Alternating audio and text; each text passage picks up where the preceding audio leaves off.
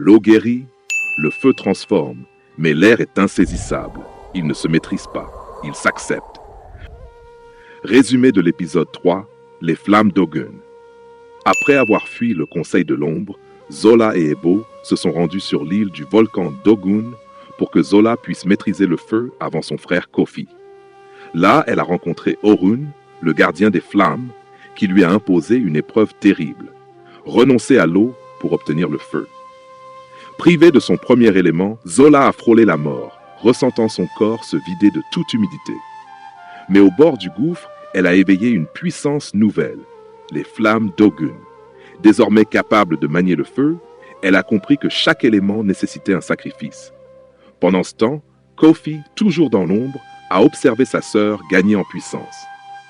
Avec l'aide du Conseil de l'Ombre, il s'est préparé à son prochain pas, revendiquer l'air avant elle. Zola et Ebo doivent maintenant se rendre dans les plaines du vent sacré, où le prochain souffle les attend. Mais cette fois, Kofi ne compte pas seulement l'observer, il compte frapper. Les souffles ancestraux, épisode 4. L'eau guérit, le feu transforme, mais l'air est insaisissable. Il ne se maîtrise pas, il s'accepte. Alors que Zola approche du troisième souffle, elle découvre qu'un vent trop puissant peut tout emporter, même ce qu'elle aime. Zola et Ebo volent au-dessus de l'océan, portés par une créature mythique, un aigle géant, invoqué grâce aux flammes de Zola. Sous eux, les flots s'agitent. Une tempête approche. Ebo, me dis pas qu'on va atterrir là-dedans. Zola, assise à l'avant, serre les dents. L'air semble siffler à ses oreilles comme un avertissement. Zola, on n'a pas le choix. Si je veux comprendre le souffle de l'air, je dois l'affronter. L'aigle pousse un cri strident et plonge dans la tempête. Zola et Ebo s'écrasent violemment sur le sol. L'aigle, incapable d'avancer plus loin, disparaît dans les nuages. Autour d'eux, le vent hurle comme une créature vivante. Des tornades dansent sur l'horizon et une énergie étrange crépite dans l'air. Je vais être honnête, c'était une très mauvaise idée. Zola l'aide à se relever, mais son regard est fixé sur une silhouette à l'horizon. Un homme debout au milieu du chaos. Kofi, il attendait sa sœur. Alors, petite sœur, prête pour la dernière danse? Zola serre les poings. Une flamme crépite entre ses doigts. Je ne suis plus la même, Kofi. Je ne suis plus la même, Kofi. Moi non plus. Il ouvre les bras et l'air autour de lui explose en un ouragan puissant. Zola se protège à peine avant d'être projeté en arrière. Ebo tente d'intervenir, mais un mur de vent le sépare du combat. Ebo, Zola, fais gaffe. Mais Zola ne recule pas. Elle canalise le feu dans ses paumes et lance une vague de flammes. Le vent tourne autour de Kofi et le feu est immédiatement dévié. Zola. Impossible. Le feu est puissant, mais sans l'air, il s'étouffe. Il tend la main et une rafale tranchante lacère le sol devant elle. Zola réalise soudain qu'elle ne peut pas gagner sans comprendre l'air elle-même. L'appel du vent ferme les yeux. Elle sent le vent glisser sur sa peau, danser autour d'elle. Des voix murmurent.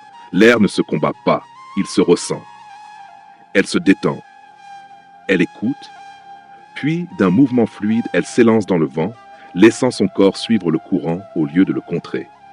Kofi fronce les sourcils. Zola danse avec les rafales, devenant une avec le souffle du vent. Kofi, frappé par la révélation, non, c'est impossible. Mais c'est déjà trop tard. Zola ouvre les yeux et le vent lui obéit enfin.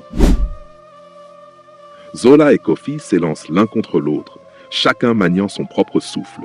Les flammes et les tornades s'entrechoquent, créant une tempête d'énergie pure. L'air hurle, le feu ronfle. Puis, dans un ultime mouvement, Zola et Kofi frappent en même temps. Et une explosion d'énergie les projette tous les deux en arrière. Zola se redresse en premier. Kofi à genoux, halète, épuisé. Il touche son torse, là où la lumière de Zola l'a frappé. Son regard s'assombrit. Kofi, je comprends enfin. Zola tend la main vers lui. On n'est pas obligé de se battre, Kofi. Un instant, son frère hésite, Puis dans un éclair de colère, il frappe le sol, déclenchant une tornade qui l'engloutit dans un voile de poussière. Non. Mais il a déjà disparu. Zola fixe le ciel. Autour d'elle, le vent s'est apaisé. Elle respire profondément. Un souffle d'air frais danse autour d'elle, s'enroulant dans ses cheveux. Elle a gagné le souffle de l'air. Ebo, s'approchant. « T'es vraiment en train de devenir une déesse, hein ?» Zola rit doucement, mais son regard reste perdu là où Kofi a disparu.